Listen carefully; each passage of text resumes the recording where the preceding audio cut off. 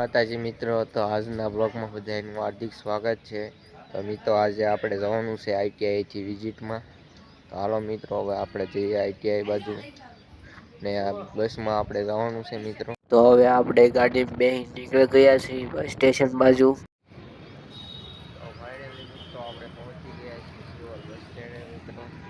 જોઈ શકો છો શિહોર બસ સ્ટેન્ડ છે આ. તો આપણે હવે બસમાં બેસી ગયા છીએ ને આપણે આમાં જવાનું છે જીએસઆરટીસી ના વર્કશોપે. તો મિત્રો હવે આપણે પહોંચી ગયા છીએ ને આ બધા જુઓ તમે બેઠા છે અહીંયા. તો મિત્રો જુઓ તમે ઘણી બધી બસો છે ને આ વર્કશોપ છે જીએસઆરટીસી નું. ઘણી બધી બસો રિપેર થતી હોય છે. મિત્રો આપણે અંદર જઈને આવ્યા છીએ ને ત્યાં ફોન અલાઉડ નહોતો તો આપણે કઈ શૂટ નથી કર્યું. તો હવે આપણે બેસી ગયા છીએ રિક્ષામાં અને રિક્ષામાં જવાનું છે શિહોર. મિત્રો તમે જોવા હશે નારી ચોકડી ભાવનગર. આપણે જઈ રહ્યા છીએ શિહોરામાં.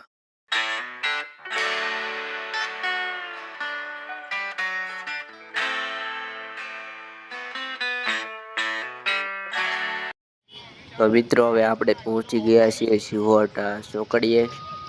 હવે આપણે જઈએ છીએ ઘર બાજુ. તો આપણને રસ્તામાં મળી ગયા છે ગોકુળભાઈ ને આપણે જઈએ છીએ ઘરે. ફાઇનલી મિત્રો આપણે પહોંચી ગયા છીએ આપણી વાડીએ. તમે જોઈ શકો છો પાછળ આપણો ઘેર. મિત્રો આ બાજુ જો આપણે ઘઉં. તો મિત્રો આપણે ફાઇનલી પહોંચી ગયા છીએ ઘરે હવે. તો હવે આપણે આવીને બેસી ગયા છીએ જમવા. ચણાનું શાક છે, રોટલી છે ને પાપડ. તો મિત્રો હવે આપણે આવી ગયા છીએ વાડીમાં મિત્રો. આપણે જઈએ છીએ ઉપર બપ્પા ખરગવો કાપે છે ત્યાં. ને મિત્રો જુઓ તમે આપણા ઘઉં ને આ સાઈડ લીંબુ છે નાના આપણા ખરગવો વાવેલો છે એમાં. આપણે ઉપરની સાઈડ જઈએ છીએ મિત્રો. તમે જુઓ આ બાજુની વાડી છે એ આપણા મામાની છે. ભાગવું રાખવી છે. આંબામાં જુઓ મિત્રો કોર આવી ગયો છે. સો કેરી આવશે આમાં મિત્રો. ના ઢોર બધા બાંધ્યા છે અહીંયા. બે વાસળી છે અહીંયા. પાડો અહીંયા બાંધી દીધો છે.